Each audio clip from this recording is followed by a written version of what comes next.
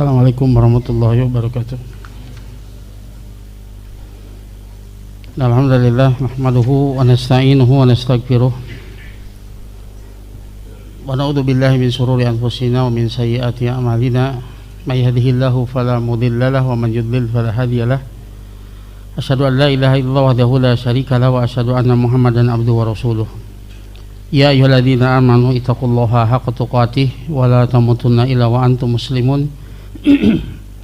Ya ayyuhan nasu ittaqu rabbakumul ladzi khalaqakum min nafsin wahidah wa khalaqa minha zawjaha wa batha minhuma rijalan katsiran wa nisaa'a. Wattaqullaha alladzi tasaaluna bihi wal arham innallaha kana 'alaikum raqiba. Ya ayyuhalladzina amanu ittaqullaha wa qulu qawlan sadida yuslih lakum a'malakum wa yaghfir lakum dhunubakum wa may yuti'illaha wa rasulahu faqad faza fawzan 'azima. Amma ba'd, fa inna asdaqal haditsi kitabullah wa khairul hadi Muhammadin sallallahu alaihi wasallam wa syarrul umuri muhdatsatuha fa inna kulla muhdatsatin bid'ah fa inna kulla bid'atin dhalalah fa inna kulla dhalalatin finnar. Assalamu muslimin wa muslimat rahimani wa rahimakumullah. Alhamdulillah, pada saat ini kita akan ganti kitab ya. Yang kemarin kita membahas oleh Asma Safat Ubiha yang ditulis oleh Syekh Abdul Aziz bin Nasir Al-Julajil rahimahullah taala. Pada pertemuan sekarang dan yang akan datang insyaallah kita akan membahas kitab Al-Wajibat Al-Mutahattimat Al-Ma'rifah ala kulli muslimin wa muslimat. Jadi kewajiban-kewajiban yang harus diketahui oleh seorang muslim dan muslimat. Dan kewajiban-kewajiban yang disebutkan dalam kitab ini adalah yang sifatnya fardu ain, wajib aini. Kan kewajiban ada dua ya, fardu itu ada dua, ada fardu ain, ada fardu kifayah. Yang akan kita bahas ini perkara fardu ain, yang tidak boleh seorang muslim dan muslimat tidak mengetahui perkara ini. Artinya ini perkara yang paling mendasar ya di dalam tauhid uluhiyah. Ya, perkara yang paling mendasar dalam tauhid uluhiyah. Kitab ini ditulis oleh Syekh Abdullah bin Ibrahim Al-Qara'awi. Beliau lahir tahun 1315 dan wafat tahun 1389 Hijriah. Jadi akhir abad 13. Dan beliau di sini dalam kitab ini menyusun matan-matan dari Syekh Muhammad bin Abdul Wahhab rahimahullah taala yang lahir tahun 1115 Hijriah dan wafat tahun 1206 Hijriah, yaitu di abad ke-12. Nah, dalam kitab ini Syekh Abdullah Al-Qara'awi beliau menukil matan-matan dari Syekh Muhammad bin Abdul Wahhab dan juga anak cucunya yang terkait dengan tentang usul salasah. Nanti akan disebutkan matan usul salasah, 3 prinsip utama di dalam agama. Kemudian nanti akan berbicara tentang la ilaha illallah, karena banyak terjadi kesyirikan karena 2 sebab. Pertama, karena tidak memahami makna la ilaha illallah dengan benar. Sebab yang kedua, tidak memahami ibadah.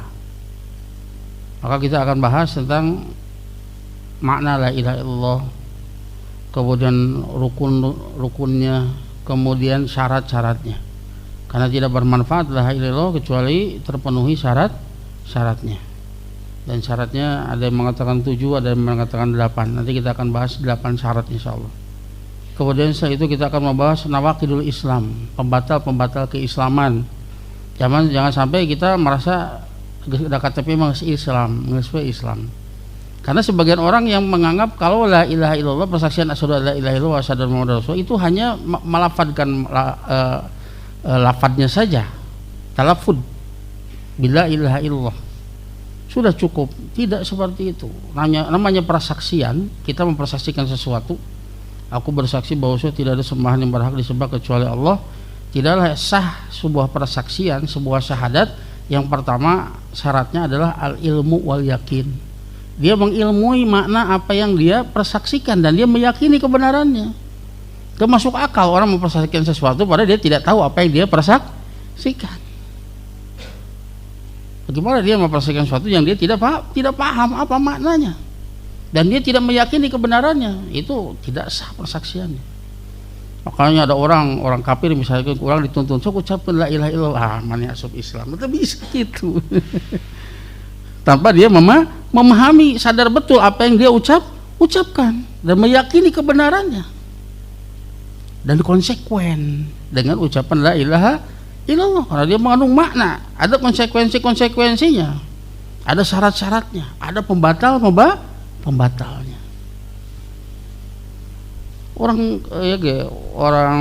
munafik pada zaman Rasul mengucapkan la ilaha illallah tidak, mengucapkan la ilaha illallah, sholat di belakang Rasul, duduk di majelis Rasul, tapi Allah Ta'ala firman, innal munafiqina fi darkil asfali minan nar, sesungguhnya orang munafik itu di keraknya api neraka. Percuma ucapan la ilaha illallah tidak menyelamatkannya, padahal la ilaha illallah adalah miftahul jannah, kuncinya surga ya.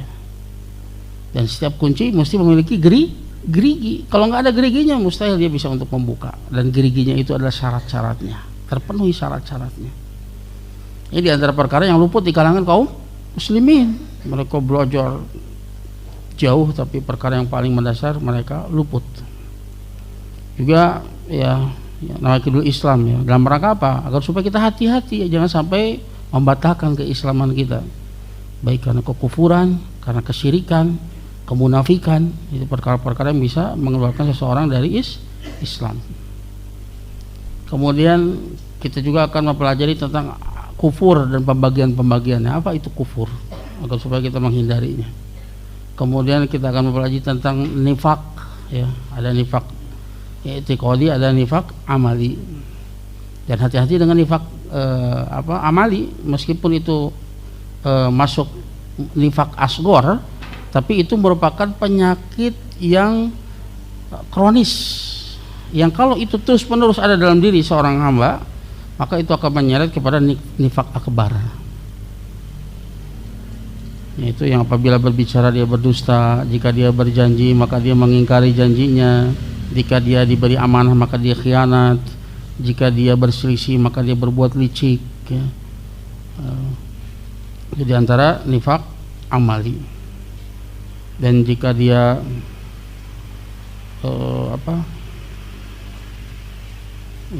godaro ya, jika dia membuat perjanjian maka dia menyelisihi perjanjian. Itu di 5 nifak asghar, itu nifak amali.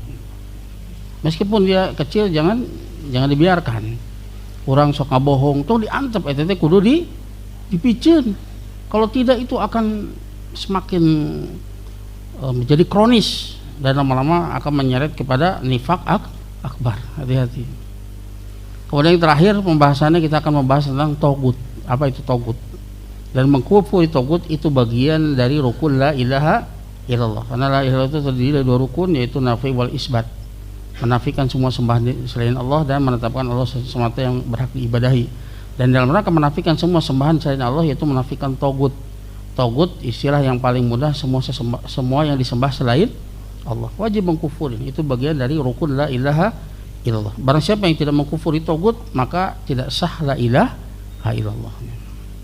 Ini perkara-perkara yang sangat mendasar yang seringkali kaum muslimin luput akan hal tersebut ya. Dan ini berupa matan-matan, dan ini hanya beberapa lembar saja ya. Ini hanya beberapa lembar saja. Dan sebagian teman-teman saya itu berusaha untuk menghafalnya. Nah ini memang untuk anak-anak muda ya, yang menyukai tantangan ya, bagus untuk dihafal ini. Ini jadi ilmu. Bapak-bapak gitu nanaon, kajian ting barho ge, tapi yos dicobian. Tapi ini akan menjadi ilmu. Kali ini hanya matan-matan saja. Nah, kita akan masuk kepada muqaddimah, apa yang dikatakan Syekh terkait dengan kitab ini. Ya. Bismillahirrahmanirrahim. Muqaddimah. Sebagaimana biasa para ulama itu memulai dengan bismillahirrahmanirrahim. Sebagai bentuk mencontoh Al-Qur'an yang diawali dengan bismillahirrahmanirrahim. Juga meneladani Rasulullah SAW dalam risalah-risalahnya, beliau senantiasa mengawali dengan bismillahirrahmanirrahim.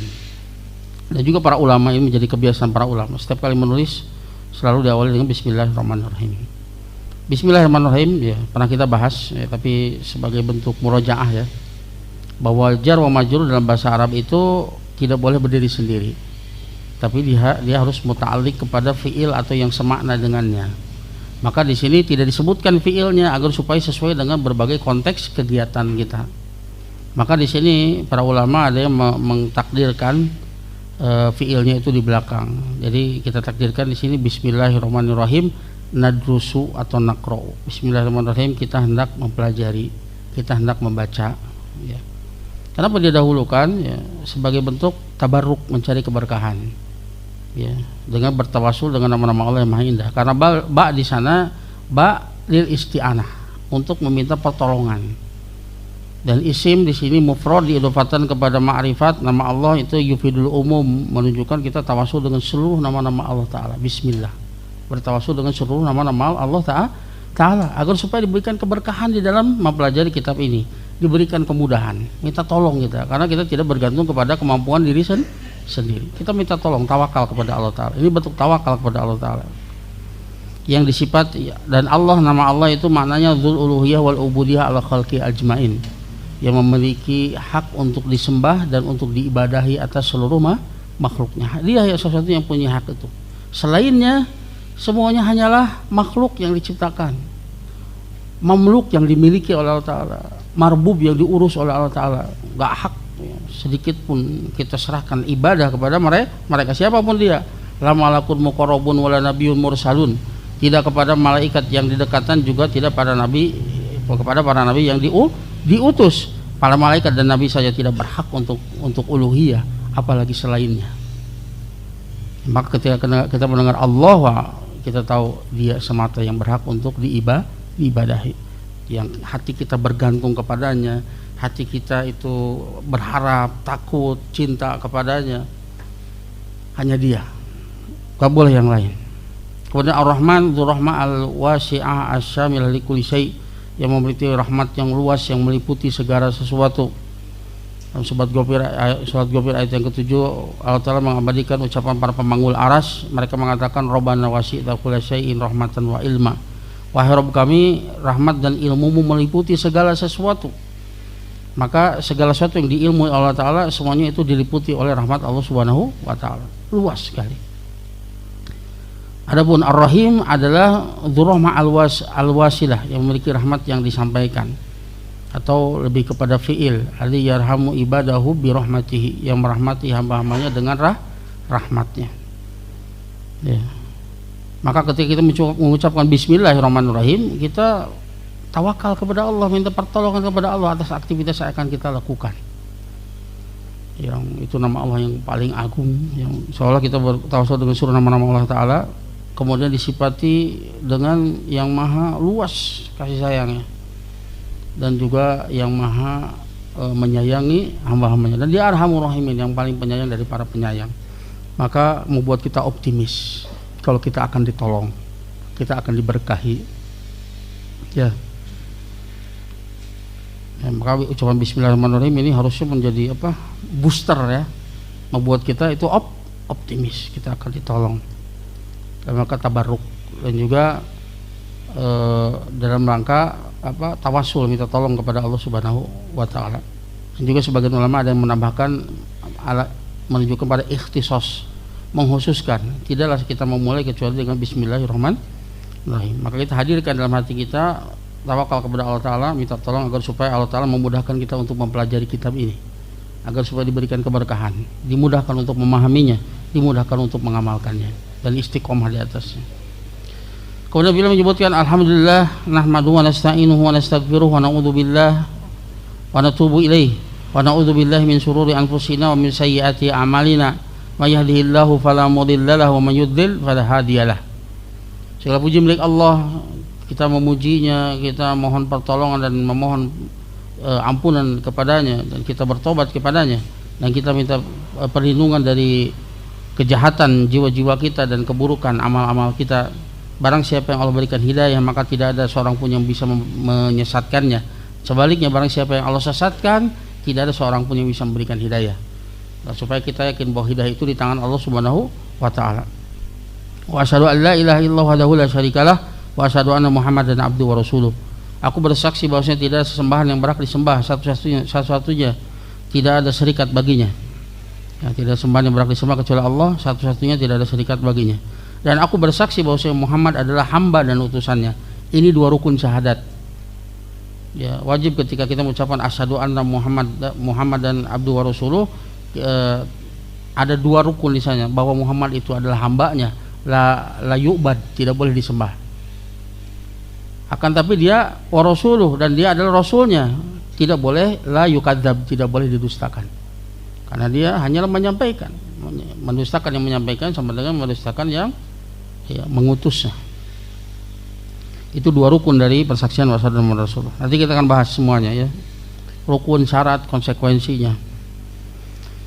Amma ba'd, adapun setelah itu ya, beliau mengatakan fa innahu la salaha lil ibad wala falaha wala najaha wala hayatan thayyibah.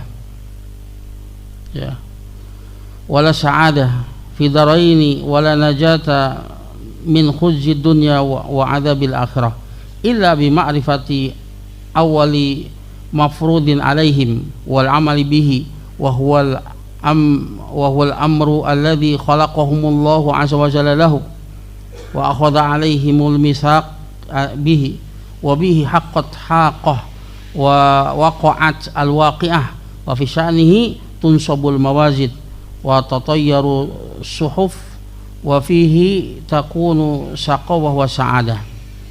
Kata beliau, sesungguhnya tidak ada kebaikan, tidak ada keberuntungan, kesuksesan, tidak ada keselamatan, tidak ada kehidupan yang baik, tidak ada kebahagiaan di dua negeri dan keselamatan dari kehinaan di dunia dan azab akhirat ya bagi seorang hamba kecuali dengan mengenal ya, kewajiban pertama atas mereka. Ya, ini akan kita bahas adalah kewajiban-kewajiban yang fardu ain. Kewajiban pertama yang harus diketahui. Ya, bagaimana kita akan mengamalkannya kalau kita tidak mengetahuinya? Padahal ini perkara yang wajib ain. Dan tidak boleh seorang muslim itu bodoh tentangnya. Dan ini merupakan perkara yang menjadi alasan kenapa Allah menciptakan hamba untuk beribadah kepada, untuk mentauhidkan Allah Subhanahu wa taala. Dan dengannya Allah taala mengambil perjanjian atasnya. Alastu birabbikum, Allah pernah mengatakan seperti itu. Bukankah aku Rabb kalian? Dan dulu ketika kita di alam arwah kita pernah mengatakan bala syahidna. Benar, tentu kami mempersaksikannya. Kita telah mengatakannya, cuman kita lupa ya. Tertutupi dengan dosa ya. Wa bihi haqqah wa waqa'atil waqi'ah, yang dengannya tegaklah hari kiamat ya. Ini sebagai ujian ya. Dengannya tegaknya hari kiamat, ada surga ada neraka. Barang siapa yang mentauhidkan Allah, dia masuk surga. Barang siapa yang tidak mentauhidkan Allah, dia terjumus dalam kesyirikan, baginya neraka. Yang juga ya kejadiannya, kesibukannya nanti pada hari kiamat itu tunsabul mawazin, akan ditegakkan timbangan-timbangan dan ya suhuf ya, catatan akan berterbangan. Apakah kita mengambil dengan tangan kanan atau mengambil dengan tangan kiri atau dari arah belakang, waliyadzubillah. Dan padanya pada hari kiamat tersebut itu terjadilah kesengsaraan, kebinasaan atau kebahagiaan. Ya. Ini agar supaya memotivasi kita untuk betul-betul memperhatikan perkara ini, agar supaya kita mendapatkan kesuksesan nanti tidak hanya di dunia tapi juga di akhirat. Al-hasbi dzalika taqassamal anwar, berdasarkan ya, sekadar dengan ketauhidannya itu maka dibagi-bagikan cahaya. Aman lam yaj'alillahu nuran famalahu min nur. Barang siapa yang Allah tidak berikan kepadanya cahaya, maka sama sekali dia tidak akan mendapatkan cahaya. Wa dzalika al-amru huwa ma'rifatullah azza wa jalla bil uluhiyyati wa rububiyyatihi wa asma'ihi wa sifatihi. Dan hal tersebut yaitu mengenal Allah azza wa jalla dengan uluhiyahnya, rububiyahnya dan asma wa sifatnya. Wa tauhidu bidzalik, dan mentauhidkan Allah dengan semua itu, mentauhidkan dalam rububiyah, uluhiyah dan asma wa sifat. Kenapa dibagi-bagi seperti ini? Agar supaya kita sempurna tauhidnya, sempurna dari berbagai sisinya. Karena sebagian orang ada yang mentauhidkan Allah dalam rububiyah, tapi dia tidak mentauhidkan Allah dalam uluhiyah. Mirip seperti orang-orang kafir Quraisy. Ya. Mereka meyakini tauhid rububiyah. La in sa'altahum man khalaqas samawati wal arda yaqulullah. Jika kau tanyakan kepada mereka siapa yang menciptakan langit dan bumi, pasti mereka mengatakan Allah. Wa may yudabbirul amr fa sayaqulunallah. Tanyakan kepada mereka siapa yang mengatur seluruh urusan, pasti mereka akan mengatakan Allah. Tapi mereka tidak menyembah Allah semata, tapi mereka pun menyembah kepada selain Allah Subhanahu wa taala. Ya, maka pembagian tauhid ini, ya, orang-orang yang menyimpang dalam masalah ketauhidannya, terjumus dalam kesyirikan, sangat benci dengan pembagian tauhid ini, uluhiyah, rububiyah dan asma wa sifat, yang dengannya kita bisa meneliti di mana kesalahan. Ya, karena sebagian orang hanya menganggap bahwa tauhid itu adalah tauhid rububiyah, tidak ada pencipta kecuali Allah. Selama kita mengakui tidak ada pencipta selain Allah, maka dia itu muwahhid, meskipun dia minta ke kuburan, meskipun dia menyembelih untuk wali tertentu, meskipun dia istighosah kepada wali-wali yang sudah mati, itu bukan kesyirikan kata mereka.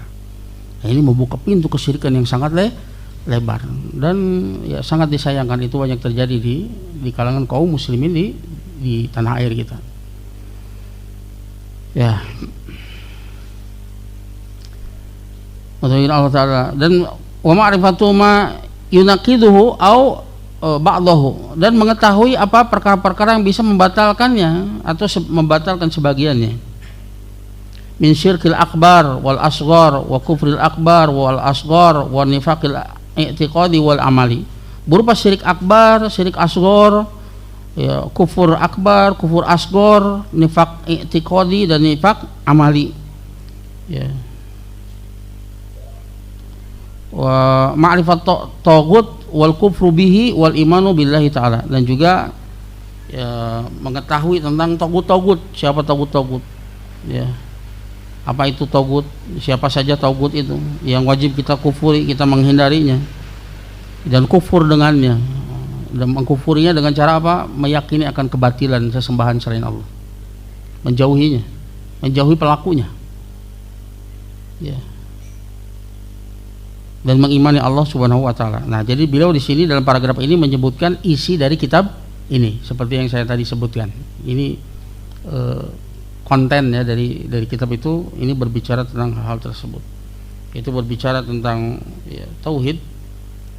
Kemudian terutama dalam hal ini yaitu mengetahui kalimat tauhid la ilaha illallah, mengetahui rukun-rukunnya, syarat-syaratnya, mengetahui tentang nawaqidul Islam, mengetahui tentang syirik, kekufuran, nifak, kemudian tagut. Itu isinya. Nah, Waqarkan nasu min ahli Najdi wa ghairihim qabla da'watil Imam Al-Mujaddid Syekhul Islam Muhammad ibn Abdul Wahhab rahimahullah ta'ala fi jahlin bihada ruknil a'zam wa asasil akbar wa aslil usul wa ra'sil ma'lum a'ni ilmi tauhidil uluhiyah. Sungguh manusia pada di negeri Najd, ya, Najd ini tempat tinggalnya Syekh Muhammad bin Abdul Wahhab, dan selain mereka sebelum dakwanya Imam Mujaddid Syekhul Islam Syekh Muhammad bin Abdul Wahhab, mereka dalam kebodohan terhadap rukun yang paling agung ini, terhadap asas yang akbar, yang paling besar, prinsip dari seluruh prinsip, ya, fondasi dari seluruh prinsip agama, dan merupakan pokok dari seluruh ilmu, yaitu ilmu tentang tauhid uluhiyah. Memang tauhid itu ada tiga, rububiyah, uluhiyah dan asma wa sifat. Tapi yang menjadi perselisihan antara para nabi dengan para dengan kaumnya ini pada masalah tauhid uluhiyah. Sebagaimana orang kafir Quraisy, mereka meyakini rububiyah, tapi mereka mengingkari tauhid uluhiyah. Mereka menjadikan wasaid ya, perantara antara dia dengan Allah Subhanahu wa taala dalam ibadah. Subhatnya adalah mereka mengatakan kalau mereka itu banyak dosa. Jadi kalau minta kepada Allah taala itu nanti mungkin tidak didengar karena kita tidak dikenal dan kita banyak dosa. Tapi kalau lewat wali-wali fulan, nabi-nabi itu nanti itu akan cepat. Sebagaimana ketika di dunia kalau misalkan kita minta ke ke menteri ya, minta ke menteri kemudian orang menteri itu diberikan rekomendasi maka presiden langsung meng-ACC. Nah, itu pikiran mereka. Padahal ya siapa yang menentukan kalau orang tersebut adalah orang-orang yang memiliki kedudukan di sisi Allah dan memberikan izin untuk memberikan syafaat. Karena syafaat itu bagi orang yang izin bagi orang yang memberikan syafaat dan keridhaan Allah kepada orang yang diberi syafaat. Dan beliau pun tidak mengatakan apakah dia termasuk orang yang diridhoi oleh Allah Ta'ala untuk mendapatkan syafaat atau tidak. Dan yang berhak untuk yang diridhoi untuk mendapatkan syafaat hanyalah seorang muwahhid yang tidak mensekutukan Allah Subhanahu wa taala. Nah, ini kesalahan mereka menyampaikan Allah Ta'ala dengan raja-raja di dunia seolah Allah nggak tahu, padahal Allah Maha tahu, Allah Maha kuasa, tidak perlu pembantu, tidak perlu perantara. Apa susahnya dengan ya Allah? Kenapa harus ya Abdul Qadir Jailani, ya Husain, ya Ali, ya Fatimah? Kenapa bukan kepada yang Maha memberi rezeki kepada mereka? Sebetulnya mereka pun yang dijadikan wasilah itu dia pun berharap kepada Allah Ta'ala dan takut dengan azab Allah Subhanahu wa taala. Kenapa bukan kepada yang mereka pun berharap kepadanya, kepada Allah Subhanahu wa taala? Itu kesalahan mereka. Ya, dan kalau dia sudah menjadikan memang tujuannya Allah Ta'ala, tapi dia menjadikan perantara antara dia dan Allah Ta'ala, maka ya ketawakalannya itu tidak 100% kepada Allah, bahkan dia akan lebih tawakal kepada perantaranya tersebut. Dia mencari keridhoannya, makanya dia menyembelih untuk wali tertentu, bernadar untuk wali tertentu, dia mencintainya. Wa minan nas mayyattahidu min dunillahi anda dan yuhibbunahum kahubbillah. Sebagai manusia ada yang menjadikan tandingan selain Allah dan dia mencintai tandingan tersebut sebagaimana dia mencintai Allah. Yang menjadikan, dan itu semua adalah tawakal kita, cinta kita, harap kita, doa kita, itu semuanya jenis ibadah. Itu tidak boleh dipalingkan kepada selain Allah Subhanahu wa taala. Ini masalahnya. Itulah kesyirikan mereka.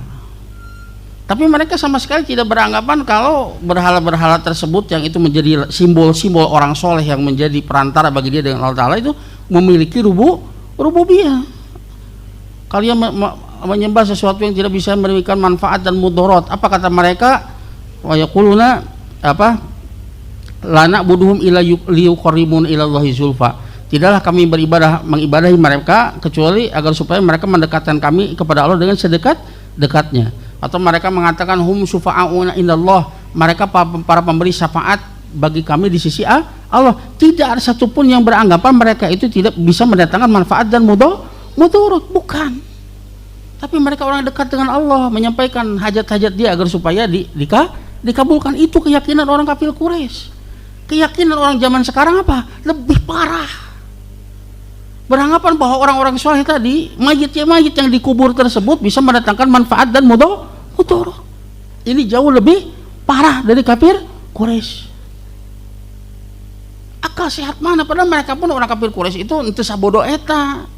Mereka tuh bikin Tuhan mereka itu dari roti kemudian dimakan. Karena mereka tahu bahwa roti tersebut tidak bisa mendatangkan manfaat dan mudarat. Ini hanya simbol orang-orang soleh yang mereka berwasilah menjadikan mereka sebagai wasaid, perantara. Gak berkeyakinan mendatangkan manfaat dan mudarat. Zaman sekarang lebih parah. Orang yang dikubur itu mayit padahal dimandian ku urang, dikapanan ku urang, diantarkan ke kuburan ku urang, ya bisa aculok-aculokan sorangan. Tapi kemudian beranggapan dia bisa mendatangkan manfaat dan mudarat. Janganan untuk orang lain, untuk dirinya sendiri pun tidak bisa mendatangkan manfaat dan mudarat. Lamun bener manehna sakti, mandi sorangan, kapanan gugulutukan sorangan, acok-acokan ke kuburan sorangan, karek eta sakti eta, berarti dia punya. Ini nggak ada yang seperti itu. Tapi kenapa kita berkeyakinan dia itu bisa mendatangkan manfaat dan mudarat? Maka orang kesirikan, walaupun kesirikan zaman sekarang lebih parah. Ya. Nah, ini tauhid uluhiyah. Ya ini panjang ya. Singkat saja terjemahan saya. Justru sungguh ya kemudian permasalahan ini semakin besar, semakin kritis ya. Dan gelombang kekufuran dan kesyirikan itu betul-betul telah menerpa umat ini dan semakin besar gelombangnya. Dan asar jejak salafiyah itu sudah semakin terhapus. Ya, bagaimana para salaf kita itu betul-betul menghalangi manusia untuk mengagungkan kuburan. Bagaimana mereka menjaga semua perkara yang bisa menjerumuskan kepada kesyirikan, mereka itu betul-betul ditutup. Kadang ada yang paling mengerikan melebihi kesyirikan. Apalagi syirik akbar ya. Syirik akbar jangan dianggap remeh karena itu termasuk dosa yang tidak akan diampuni kalau kita mati tidak sempat bertobat.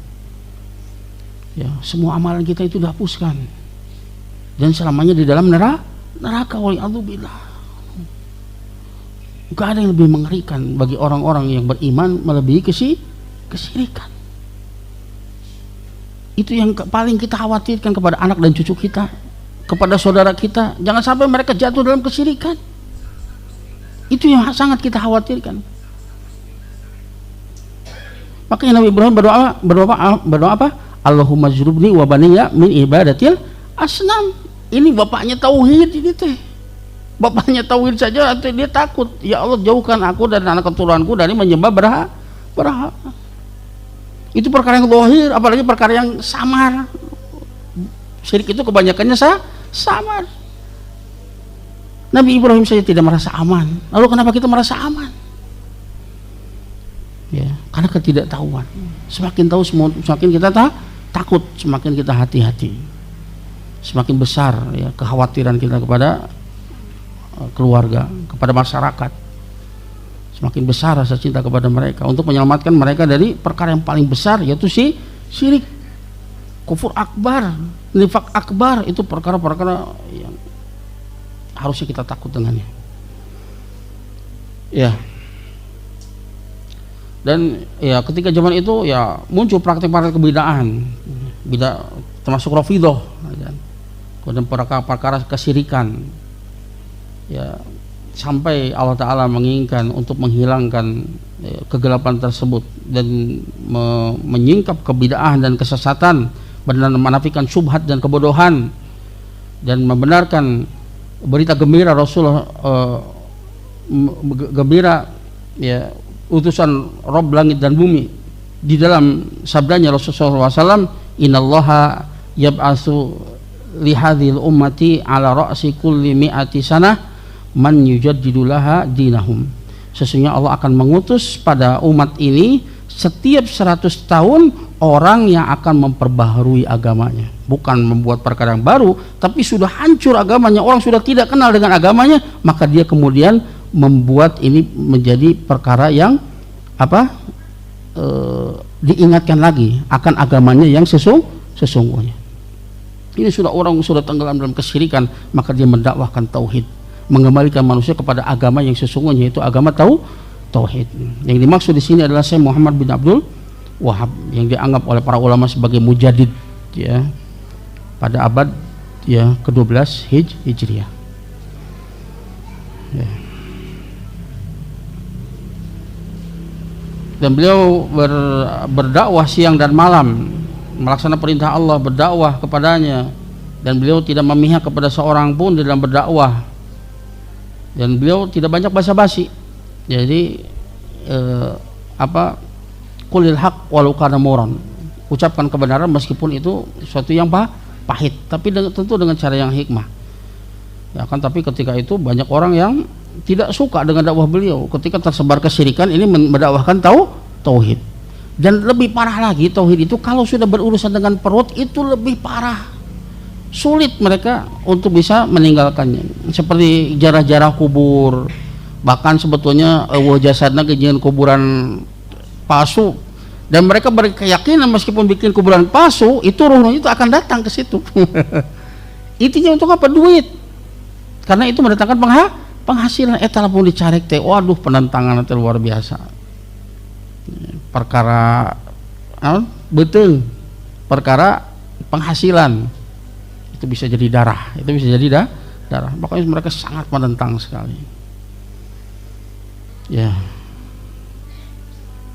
Maka Syekh Muhammad bin Wahab mendakwakan tauhid itu mereka terganggu penghasilannya, makanya mereka marah. Banyak orang yang hasad, banyak orang yang memusuhi Syekh Muhammad bin Wahab.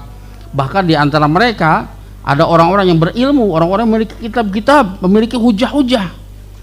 Kemudian mereka membuat syubhat-syubhat atas dakwah tauhidnya Syekh Muhammad bin Abdul Wahab. Maka kemudian beliau menulis risalahnya yaitu Kashfus Syubuhat. Kashfus Syubuhat itu adalah bantahan-bantahan Syekh Muhammad bin Abdul Wahab atas orang-orang tadi yang menentang dakwahnya Syekh Muhammad bin Abdul Wahab. Dalam kitab itu dibahas sekitar 15 syubhat, kemudian beliau bantah, dan beliau menggunakan bantahan secara global dan juga secara mufassal, secara rinci. Kitab yang penuh dengan faidah ya. Dan di sana terdapat kaidah-kaidah tentang tauhid uluhiyah yang beliau sampaikan. Luar biasa sekali. Kitab yang sangat bagus. Dan bagusnya kalau kita ingin mempelajari Kashfus Syubhat, kita tamatkan dulu kitab tauhid. Karena urutannya seperti itu beliau membuat. Jadi beliau membuat kitab tauhid, kemudian dakwahkan itu ke masyarakat. Setelah itu muncul syubhat dari orang-orang yang menentang dakwah tauhid. Mereka mengeluarkan syubhat-syubhatnya. Jadi antara mereka ada orang-orang berilmu, sudah memiliki banyak karya-karya kitab yang banyak. Maka dibantah oleh beliau ya dalam Kashfus Syubhat. Jadi urutannya pelajari kitab tauhid, sudah tamat kitab tauhid, baru masuk kepada kitab Kashfus Syubuhat untuk menyempurnakan pemahaman di kitab tauhid. Jangan kita belum pernah baca kitab tauhid langsung belajar Kashfus Syubuhat. Insya Allah muter. Kita kemana sendiri? Karena antum tidak mengikuti urutan. Wayahna itu kudu seueur nuang panadol. Beres kajian lir. Karena itu memang boleh dibilang kitab tersulit yang ditulis oleh Syekh Muhammad bin Abdul Wahab. Kalau kita tidak betul-betul teliti, akan banyak faedah yang hilang. Ringkas hanya berapa lembar tapi luar biasa. Kalau misal Isa dulu ya. Ya, Assalamualaikum warahmatullahi wabarakatuh. Assalamualaikum warahmatullahi wabarakatuh. Alhamdulillah wassalatu wassalamu ala Rasulillah wa ala alihi washabihi wa man tabi'ahum bi ihsanin ila yaumiddin. Ba'd. Kita lanjutkan kembali. Masih dalam muqaddimah.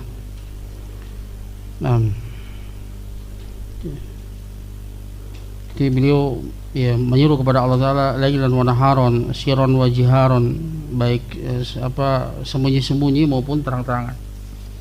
Wa qama bi amrillahi fi da'wah ilaihi, menegakkan dakwah yang tidak memihak kepada siapapun dan tidak banyak basa-basi. Fa'aduma 'alal aksarin wa anfau istikbaron. Maka sebagian kalangan ya para pelaku kesyirikan itu merasa berat ya mendapatkan dakwah ini yang menyingkap kesalahan-kesalahan mereka, dan mereka menafikan, menolak dakwah Syekh Muhammad bin Abdul Wahab istikbaron karena sombong, rasa sombong. Sebagaimana Fir'aun dan para pembesarnya menolak dakwah Nabi Musa dan Harun. Wadal firman wajahadu biha wastaiqonatha anfusuhum zulman wa uluwan. Mereka juhud menolak dengan lisannya dakwah Nabi Musa dan Nabi Harun, akan tapi hati mereka membenarkannya karena kedoliman dan uluwan dan kesombongan. Karena dakwah ini datang dari orang yang kaum mereka itu menjadi budak-budak bagi mereka. Mereka merasa lebih tinggi ya, lebih berhak untuk mendapatkan hidayah daripada Musa dan Harun. Sama ya, banyak ini mereka menyembuhkan diri. Akan tapi hal tersebut tidak menyurutkan tekad beliau untuk melaksanakan perintah Allah, hatta qayadallahu lahu a'wanan wa ansaran, sampai Allah menetapkan, menjadikan bagi dia ada anwannya, para penolong dan orang-orang yang membela Syekh Muhammad bin Abdul Wahab. Farofa'u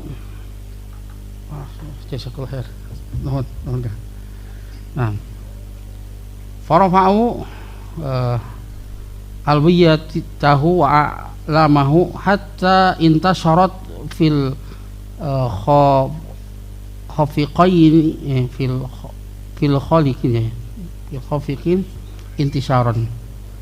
Kemudian mereka menegakkan panji-panji ya dakwah beliau sehingga tersebar ya, di seluruh alam dengan benar-benar tersebar. Makanya sampai sekarang ya banyak karya-karya beliau ya tersebar. Ini karena pertolongan Allah Subhanahu wa taala. Dan jangan takut ketika berdakwah, Allah pasti akan menolong. Allah akan datangkan orang-orang yang akan membantu. Allah akan datangkan orang-orang yang akan menolong. Jangan takut. Sebagaimana para nabi, ya mereka sendirian berdakwah, kemudian ditolong. Kita kenal adanya Hawariyin ya, sahabat-sahabatnya Nabi Isa. Dan kita menyaksikan bagaimana sahabat Rasulullah SAW ya membantu dan membela Rasulullah SAW. Meskipun awalnya Rasul sendiri yang pertama kali masuk Islam dari perempuan siapa?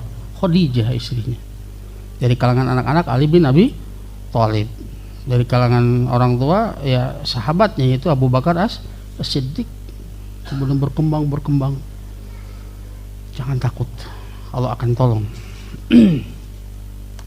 Maka karena perkara yang karena urgensi tauhid dan besarnya kedudukannya, kata beliau, sebagian teman-temanku ya saudara-saudaraku meminta untuk mengumpulkan matan-matan yang ringkas perkara yang wajib untuk diyakini dan untuk diamalkan dan untuk dipelajari, dan Allah mudahkan dan apa yang ini mudah untuk para penuntut ilmu pemula untuk menghafalnya, karena ini hanya beberapa lembar saja ya, memang biasanya kalau ini dihafal.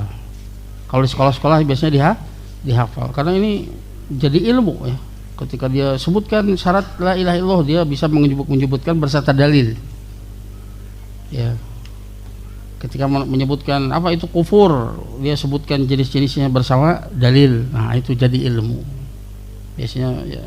Makanya muda ya ana sarankan untuk menghafal, dihafal matanya. Kalau sudah hafal silakan store, itu jadi ilmu ya. Ya, sebagian di tempat ya kajian yang lain ya, saya pun mengajarkan ini, dan ada sebagian yang kemudian menghafalnya, dan biasanya sebelum kajian mereka store dulu. Itu alhamdulillah jadi ilmu. Ya, yang ini tidak sulit untuk dipahami ya. Dan Allah Ta'ala memudahkan bagiku dan memberikan taufik kepadaku, memberi ilham kepadaku an jama'atu min takri hadal imam wa ahfadihi, mengumpulkan apa yang dinyatakan oleh al-imam dan juga anak cucunya dan juga dari yang lainnya. Falilhamdu ala dzalika wa ghairi minan la uhsanan alaihi, dan aku muji Allah Ta'ala, segala puji bagi Allah atas semua nikmat-nikmat tersebut dan juga yang lainnya dari anugerah-anugerah yang aku tidak bisa menghitungnya. Asmaituhu, dan aku beri nama kitab tersebut al-wajibat al-mutahatimat al-ma'rifah ala kulli muslimin wa muslimat, yaitu kewajiban-kewajiban yang harus diketahui oleh setiap muslim dan muslimat. Ini hukumnya fardu ain. Setiap muslim nggak boleh bodoh tentang hal ini, dan dia wajib mengamalkannya, wajib mengiktikadi hal-hal yang akan kita bahas dalam kitab ini. Jadi ini perkara yang pelajaran yang paling mendasar, sangat mendasar sekali, yang kebanyakan sebagian kaum muslimin luput dengannya ya, kurang diperhatikan. Padahal ini merupakan pokok ya, merupakan pokok. Kata beliau itu dengan doa, asallallahu ta'ala ayaja'alahu khalisan liwajhihil karim, aku mohon kepada Allah Ta'ala agar supaya menjadikan ya karya ini lillah, khalis, ikhlas untuk mengharapkan wajahnya yang maha pemurah. An yanfa'ani bihi fil hayati wa ba'da mamat, agar supaya ini bisa memberikan manfaat kepadaku dalam kehidupanku dan juga setelah kematian. Wa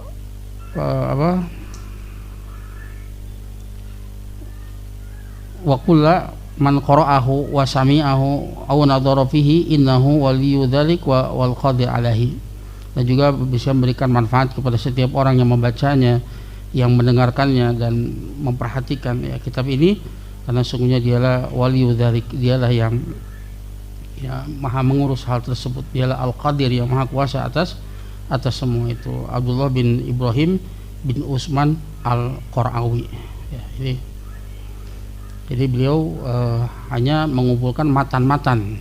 Jadi kalau bapak-bapak ada, kalau PDF saya bisa diminta ke Mang Dedi ya, itu ada PDF-nya, itu hanya matan-matan saja. Dan ini ringkas ya, hanya ringkas matan-matan saja. Dan nanti penjelasan saya pun ringkas ya, karena kalau untuk panjang-panjang nanti bisa merujuk ke kitab-kitab tersendiri. Nanti ada usul salasa, ada kitab Nawaqidul Islam, ada tentang tafsir la ilaha illallah, ada pembahasan tentang kufur, nifak, itu tersendiri ya, dari saya risalah tersendiri. Ini lebih kepada rangkuman ya, lebih kepada rangkuman ya. Mungkin itu yang bisa saya sampaikan, muqaddimah dari kitab Al-Wajibat Al-Mutahatimat Al-Ma'rifah ala kulli muslimin wa muslimat, buah karya dari Syekh Abdullah Al-Qarawi rahimahullah ta'ala ya. Sebelum itu barangkali ada pertanyaan, silakan ya. Nanti pertemuan berikutnya kita akan bahas tentang usulus salasa dengan ringkas insyaallah.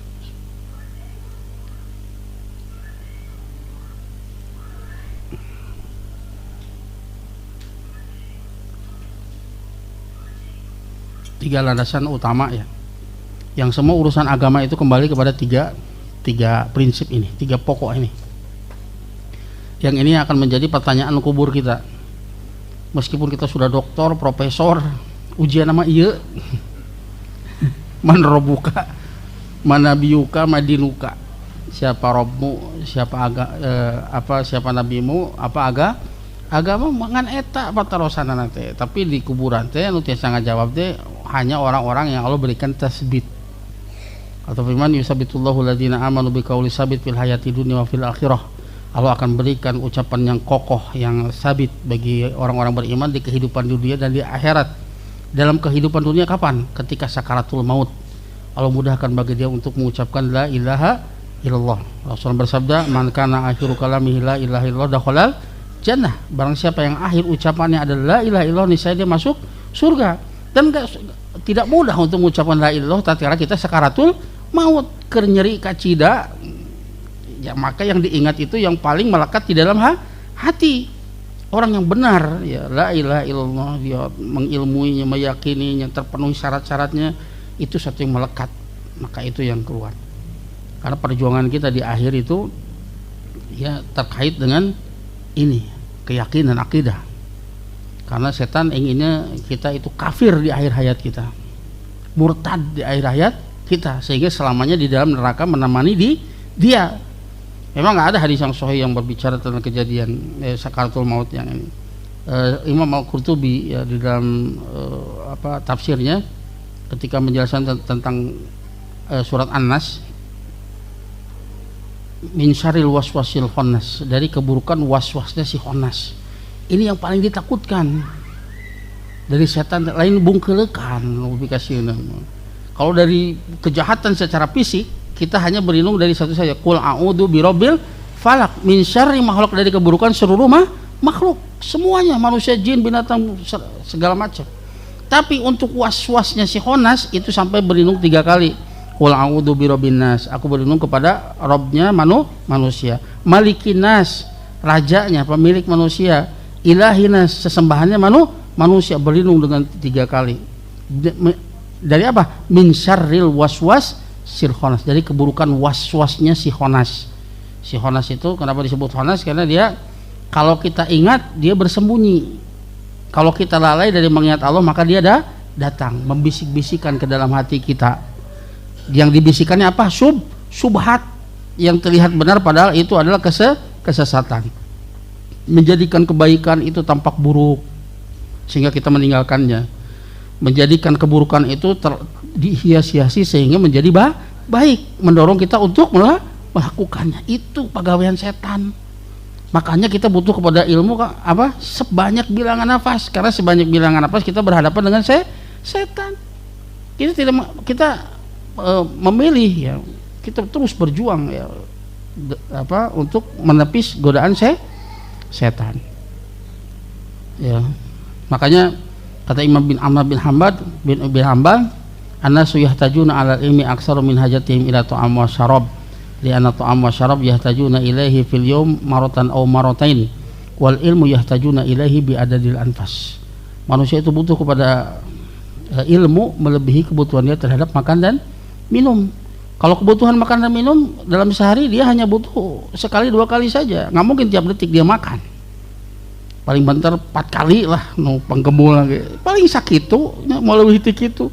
Tapi kebutuhan manusia terhadap ilmu itu sebanyak bilangan nafas. Apalagi ketika sakaratul maut. Imam Al-Tughwi menyebutkan beberapa cerita para ulama. Di antaranya ketika dia sakaratul maut itu ditanya, katanya datang ibunya itu setan dalam bentuk ibunya. Dia mengatakan Nasrani sebaik-baik agama, masuk Nasrani kamu. Kemudian datang bapaknya dalam bentuk setan dalam bentuk bapaknya, Yahudi sebaik-baik agama. Dia mengajak kita untuk murtad. Kalau kita nggak betul-betul kokoh dalam agama kita, dalam keyakinan kita, aduh kumaha. Setan ngajanjikeun hayang cager sok cenah kumaha. Tapi kalau kita yakin dengan tauhid kita, dengan akidah kita, kita tidak akan terkecoh ini setan ini. Maka kita perlu terus belajar, terus untuk meningkatkan keimanan, untuk betul-betul mengenal agama, mengenal Allah Ta'ala, mengenal Nabi-Nya, mengenal agama dengan dalilnya. Kita punya musuh yang gak akan pernah putus asa. Kalau musuh dari golongan manusia, kita dianjurkan untuk memaafkan, ya. Tapi untuk mereka enggak. Imma yang zagonna wa amma yang zagonna kaminas syaitani nazgun fasta'iz billah innahu huwas samiul alim. Jika setan mengganggumu dengan satu gangguan, gak ada cara lain. Bukan sabar kah ken bae, enggak, justru harus minta perlindungan kepada Allah. Fasta'iz billah, minta perlindungan kepada Allah. Sehingga dia maha mendengar lagi maha mengetahui. Gak ada jalan lain menghadapi musuh yang ini, ya. Sehingga kita betul-betul harus terus belajar, terus betul-betul menguatkan keimanan. Dan ujian kita sebentar lagi. Kita ada ujian, pura kurang santai-santai wae. Kita akan mati dan kita akan dikubur dan kita akan ditanya. Masa ujian sebentar lagi, gitu kan. Dan kita nggak tahu kapan kita akan dijemput, di mana, dalam keadaan seperti apa. Siap-siap, harus mempersiapkan diri dari sekarang. Yang tadi balik lagi, yusabitullahu ladzina amanu bil qauli sabit fil hayatid dunya, kehidupan dunia kapan? Ketika sakaratul maut Allah mudahkan kita untuk mengucapkan la ilaha illallah. Dan barang siapa yang akhir ucapannya la ilaha illallah, niscaya dia masuk surga. Adapun di akhirat itu ketika pertanyaan kubur, ketika fitnah kubur, Allah akan mudahkan dia untuk menjawab pertanyaan kubur.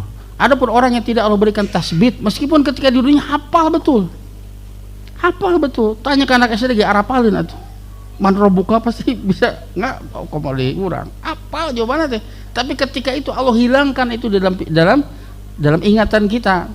Makanya disebutkan dalam hadis Bara Ibnu Azib, hadis yang panjang berbicara tentang perjalanan ruh dari mulai sakaratul maut sampai mendapatkan nikmat dan adab kubur.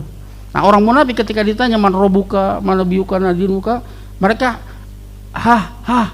itu menurut mencari sesuatu yang hilang. Baheula teh aya inget eta teh, tapi pas dibutuhkeun aduh sedih pisan. Suwe eta suwe. Pas dibutuhkeun la adri sami itu nasyaqulna syai'an faqultuhu. Aku mendengar manusia mengatakan sesuatu maka aku pun mengikutinya. Aku mengatakannya, itu namanya ikutan. Makanya nggak boleh ikut-ikutan dalam agama, harus belajar agar sampai kepada yakin. Oh ini betul, ini firman Allah, ini sabda Rasul. Harus belajar agar supaya sampai kepada keyakinan. Pada orang munafik itu mungkin ya duduk di majelis Rasul, berperang bersama Rasul, sholat bersama Rasul. Ketika itu Allah hilangkan, dia nggak bisa jawab. Kemudian dia yudrabu bi midrabin min hadidin yasihu sayhatan yasma'uha kullu syai' illa saqalaini. Kemudian dia dipukul dengan pemukul dari besi yang dia menjerit dengan jeritan yang didengar oleh semua makhluk kecuali dua saqalaini, dua makhluk yang diberi beban syariat, yaitu manusia dan jin, dua makhluk yang diuji. Apakah dia percaya dengan kabar Allah dan Rasulnya atau tidak? Maka mereka tidak diperdengarkan. Kalau mendengar mereka pasti beriman.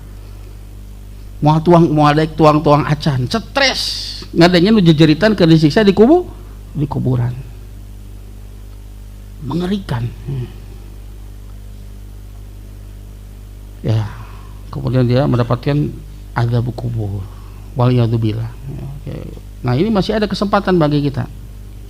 Ya, saudara kita, teman-teman kita yang sudah dahulu meninggalkan kita, belum tentu mereka diberikan kesempatan. Ini anugerah dari Allah Ta'ala. Allah berikan umur kita sampai hari ini mengenal tentang apa yang akan diujikan nanti pada ketika kita mati dikubur.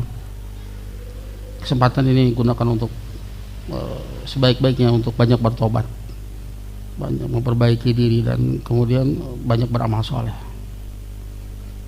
Ya, semoga kita meninggal dalam keadaan husnul khotimah. Kita dikubur mendapatkan nikmat kubur. Kita datang pada hari kiamat menghadap Allah Ta'ala. Allah ridho kepada kita, Allah ampuni dosa-dosa kita, Allah jauhkan kita dari api neraka, dimasukkan ke dalam surga. Wah, itulah apa yang dicita-citakan oleh seorang mukmin. Ya, ada pertanyaan? Ya, silakan Pak. Waalaikumsalam warahmatullahi wabarakatuh. Masya Allah. Alhamdulillah. Bagaimana cara membedakan antara diri sendiri dengan setan? Umpama kita sholat subuh, benar diri sendiri atau setan? Yang terakhir itu perbuatan setan apa diri sendiri? Apa pribadi yang tidak punya ilmu? Dan bagaimana caranya mengusir setan supaya kita istiqomah menghadapi ibadah-ibadah itu? Ya. Yang jelas bahwa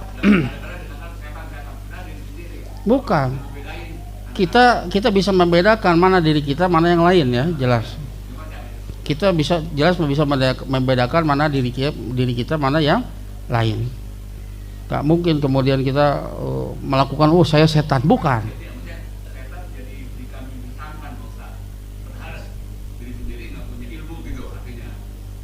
Jadi kambing hitam misalkan.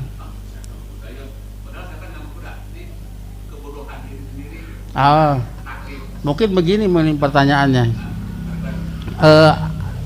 Potensi di dalam yang sifatnya internal itu ada dua, yang menjuruskan kita pada keburukan itu ada dua. Yang pertama nafsul amarati bisu, jiwa yang memerintahkan kepada keburukan. Jadi jiwa manusia ada tiga macam, ada nafsul mutmainnah, nafsul lawamah, dan nafsul amaratil bisu, jiwa yang memerintahkan kepada keburukan. Ada potensi kita. Makanya ketika bulan Ramadan, ya setan dibelenggu, tapi kemudian orang tersebut tetap melakukan maksiat. Jadi goda ku setan ge benar teh geus melakukan maksiat. Komo di luar Ramadan itu lebih parah. Jadi potensi keburukannya itu bertambah. Ramadan dibuat maksiat apalagi di luar Ramadan. Nah gitu. Jadi pertama potensi yang membuat kita itu terjerumus kepada keburukan itu yang pertama nafsul la amaratin bisu, nafsu yang memerintahkan kepada keburukan. Ada itu datang dari jiwa kita. Yang kedua itu dari syaitan, ya setan. Dan kita tidak dibebani untuk membedakan mana itu nafsul amaratun bisu, mana setan. Semua perkara yang menurut kepada keburukan maka kita harus hindari, dan kita berlindung ketika mendapatkan gangguan seperti itu, maka kita ta'awud. Wa imma yanzaghannaka minasyaitoni nazghun fasta'idz billah. Ya, jika setan mengganggu dengan satu gangguan, maka minta perlindungan kepada Allah Ta'ala, karena sungguhnya dia maha mendengar lagi maha mengetahui. Jadi kita minta perlindungan kepada Allah Ta'ala. Terlepas apa? Ya betul, terus harus belajar. Ya kita pokoknya semua dorongan-dorongan keburukan ketika datang kita ta'awud, minta perlindungan Sampai kalau ketika sholat, ya, kata Rasul kalau kita mendapatkan gangguan ke sholat tadi diingat-ingat karena kunci, diingat-ingat karena teh pulangan tadi teh kurang, aduh tadi teh iya tamasak ieu dikurangan kurang ya ke sholat lalu mau datang eta yakin eta teh gangguan setan diingat-ingat, aduh kurang pemulangan itu tadi setan. Bagaimana maniup seperti mudah ke kiri ya, 3 kali kemudian membacakan ta'awudz a'udzubillahi minasyaitonirrajim seperti itu ya. Jadi jelas semua ya bisa membedakan antara dirinya dengan yang lain. Itu suatu yang logis ya, pasti membedakan. Gak mungkin kemudian kita menganggap bahwa kita itu setan, bukan. Memang setan itu adalah sifat ya. Jadi setan itu bukan nama dat tapi sifat yang buruk ya, dia sifat berupa sifat ya. Makanya setan itu dari golongan manusia dan jin. Segala sesuatu yang menjauhkan kepada ketaatan dari golongan manusia dan jin itu namanya setan. Termasuk setan dari golongan manusia siapa? Seperti ulama ya, ulama yang buruk yang mengajarkan kepada kesesatan, itu setan. Teman yang buruk ya, orang edek daurah ayo mancing lah, setan itu teh bungkelekan eta mah nganu kieu mah dibaca kejasin ge ngalelewe. Beda jeung setan jenis jin, dibacakan ayat kursi mainna kabur. Tanu kieu mah lebih parah tibatan setan itu. Dibacakan Yasin eta ayat kursi ge ngandung ngalelewe. Padahal eta teh setan. Jauhi teman seperti itu. Begitu ya. Ya, bagaimana kita menghindari godaannya? Yaitu tadi senjata yang paling mumpuni, yang paling kuat untuk menghindari godaan setan, ilmu.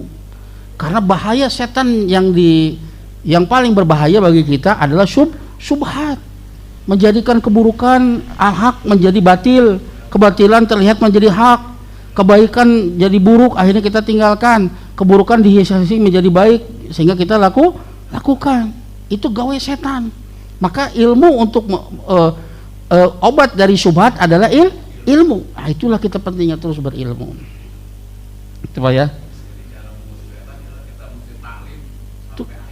Ya, kita minta perlindungan kepada Allah Ta'ala dari godaan setan dan kita terus belajar. Kita belajar sampai mati, Pak. Kalau seandainya kita mencurahkan semua usia kita, tenaga kita untuk menuntut ilmu, kita hanya dapat sedikit saja dari ilmu. Karena ilmu itu seperti kalbah la sahilalahu, seperti samudra yang tidak memiliki pantai. Semakin kita menyeberanginya, semakin kita mendalaminya, semakin kita tahu bahwa ilmu itu luas sekali, semakin membuat orang tawadu. Makanya orang menuntut ilmu itu ada tiga tingkatan, ada 3 jengkal. Jengkal pertama apa? Kiber, sombong. Kayaknya nggak ada yang baca kitab ini kecuali saya, nggak ada yang tahu ini kecuali saya. Rasanya debat. Nah, itu menunjukkan kalau dia suka debat, itu menunjukkan dia masih jengkal pertama. Dia belum tahu betapa luasnya ilmu. Biasa nu karek diajar karate maupun wah. Tapi lah begitu ternyata lebih loba nu jago gitu kan. Jengkal yang kedua adalah dia mulai tawadu dia. Oh, ternyata ilmu itu begitu luas. Kita belajar bahasa Arab saja itu fadnya banyak. Sampai mati mau tamat itu teh. Kamu mau ketika tamat. Luas sekali. Belum lagi cabang ilmu yang lain, akidah, tauhid, ada tauhid uluhiyah, ada tauhid asma wa sifat, fikih. Wah, luas sekali. Mulai tawadu dia. Nah, jengkal yang ketiga, dia merasa tidak tahu apa-apa. Saking luasnya ilmu sehingga apa yang dia miliki itu teramat sedikit. Dan itu Allah kabarkan, yas'alunaka 'anir ruh qul ruhu min amri rabbi wa ma utitu minal ilmi illa qalila. Mereka bertanya kepadamu wahai Rasul tentang ruh. Padahal ruh itu sesuatu yang dekat dengan kita. Orang tetenya cicingna di mana, bentuknya juga naon. Akal kita tidak sampai komodenu jauh. Kalau bukan karena kabar dari Allah Ta'ala mustahil kita tahu. Akal kita nggak nyampe tentang ruh. Mereka bertanya kepadamu tentang ruh. Qul ruhu min amri rabbi, katakan ruh itu urusan Rabbku. Wa ma utitu minal ilmi illa qalila, kalian tidaklah diberi ilmu kecuali sedikit. Apa yang kita itu sedikit, yang kita tidak tahu lebih banyak. Mulai dia merasa tidak tahu apa. Makanya para ulama mah belajar nage leuwih ti urang, karena dia merasa tidak tahu. Urang mah ngarasa loba tahu, matak diajar ge saminggu sakali. Kesan segala itu. Ulama belajar Syekh Albani berapa hari sehari? Berapa jam sehari? 14 jam. 14 jam sehari, karena beliau merasa tidak tahu, terus semakin haus. Dua orang yang tidak akan pernah merasa puas. Pertama adalah orang yang haus dengan harta, mau pernah puas, seperti orang minum air laut, ya, semakin diminum semakin haus. Ketika dia dapat 1 lembah, hayang 2 lembah, hayang 3 lembah, mau puas sampai disumpal dengan tanah kuburan, geus pae karek cicing. Can pae mah terus ya. Yang kedua adalah orang yang haus dengan ilmu, dia nggak akan pernah puas. Syekh Albani pernah, beliau diceritakan oleh Syekh Ali Hasan Al-Halabi, ya, ketika beliau datang ke Indonesia, beliau menceritakan sebuah kisah. Dulu beliau sempat berbicara dengan temannya, dan beliau menyatakan bahwa hadis ini adalah hadis yang dhaif, tapi beliau tidak bisa mendatangkan bukti. Maka dia pulang ke maktabah perpustakaan, dan perpustakaannya itu sampai atas, sehingga untuk meraih kitab-kitab tertentu dia harus naik ke atas tangga, ya, dan dia membaca di atas tangga mencari hadis dhaif tersebut. Itu beliau lakukan ya dari malam sampai subuh. Beliau terus mencari sampai matanya itu memerah, nggak tidur, dia begadang. Ketika pagi harinya ditanya oleh muridnya Syekh Ali Hasan, ya Syekh, wahai guruku, kenapa aku melakukan seperti ini? Kata dia, ini pantas untuk orang bodoh. Pantas untuk orang bodoh. Da urang mah teu ngarasa bodoh atuh santai we sambil sekali cukup. Mereka semakin berilmu semakin haus, semakin butuh kepada ilmu, semakin tahu kalau dia itu sedikit yang dia tahu. Makanya maju terus. Dan kebahagiaan ilmu adalah kebahagiaan batiniah. Kebahagiaan batiniah, kebahagiaan yang sulit untuk diungkapkan dengan kata-kata. Ketika kita mendapatkan ilmu baru, sesuatu yang tadinya samar menjadi jelas, itu adalah kebahagiaan. Itulah makanan hati. Makanan hati berupa ilmu dan keimanan. Kita seringkali hanya memperhatikan jasad saja. Tuangeunana, waya nu anyar sana di Lembang, wah, dijugjug atuh, ya, pakaiannya, rumahnya, kendaraannya. Seringkali kita hanya memperhatikan jasad, padahal kita itu terdiri dari 2 bagian, jasad dan roh. Jarang kita memperhatikan roh kita, hati kita. Makanannya apa? Berupa ilmu dan keimanan. Seringkali banyak orang kaya, dia punya segalanya, tapi hatinya kayaknya kosong, jauh dari kebahagiaan. Kenapa? Dia tidak memperhatikan rohnya. Rohnya perlu makanan, perlu diperhatikan. Apa yang menjadi kebutuhan dari rohnya berupa ilmu dan keimanan. Makanya kalau Bapak lihat orang yang sudah sholat berjamaah, apalagi sudah ngaji, itu pulang dengan wajah yang berseri-seri, ya, jiwanya dipenuhi dengan kebahagiaan. Dia mendapatkan apa yang dibutuhkan oleh jiwanya. Itu ya, sama-sama Pak. Ada lagi? Ya Pak.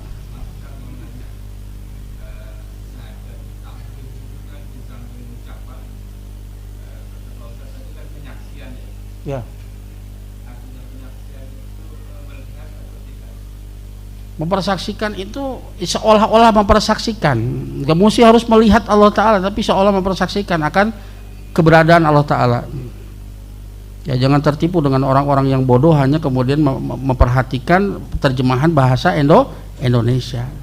Makanya disyaratkan untuk mempersaksikan sesuatu harus mengilmui apa yang dia persaksikan dan meyakini kebenaran apa yang dia persaksikan, kemudian komitmen dengan apa yang dia persaksikan.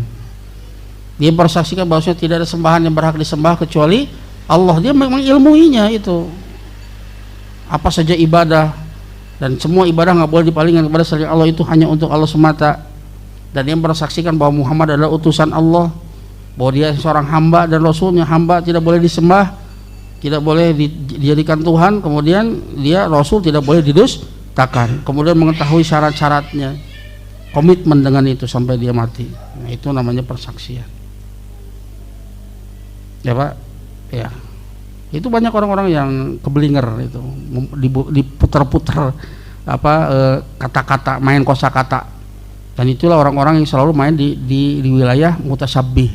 Karena Al-Qur'an itu ada mutasabbih, ada muhkam. Wajibnya raddul mutasabbih ilal muhkam, mengembalikan yang mutasabbih kepada yang muhkam sehingga menjadi muhkam, menjadi jelas semuanya. Nah, orang-orang yang main di situ ya hanya subhat saja, membuat orang bingung untuk ibtighu al fitnah, untuk mencari fitnah sesuai dengan hawa nafsunya. Biasa main di kata-kata apa? Hati-hati dengan orang seperti itu. Kata Allah Ta'ala, fahdharuhum, hindari mereka, waspadai mereka. Hindari dari sisi apa? Dari sisi orangnya. Jangan bergaul dengan orang tersebut. Orang-orang sering menyebarkan syubhat seperti itu. Jangan gaul dengan orang tersebut. Jangan duduk di majelisnya. Dan juga jauhi pemikirannya, ucapannya, tulisannya. Jadi fitnah sekarang di YouTube itu di medsos itu terkadang fitnah-fitnah tersebut itu dikonsumsi kalangan kaum muslimin, dan itu adalah racun untuk jiwanya, itu syubhat. Atau ada sebagian ikhwan yang mengetahui ini ada syubhat kemudian di-share. Padahal itu nggak boleh, itu racun, jangan disebar. Itu bisa meracuni sebagian keyakinan kaum muslimin. Jangan, dia simpan, datang kepada ahlul ilmi, tanyakan kepadanya apa obat dari syubhat ini, bukan kemudian di-share, menyebarkan. Ada ini kayaknya menarik nih, ada syubhat ini, tulis, tanyakan di majelis. Itu nggak benar. Mending kalau ustadznya ada jawabannya, ada obat penawarnya. Kalau tidak, itu meracuni semua yang hadir. Ya, kita bertanya itu untuk mendapatkan kebenaran.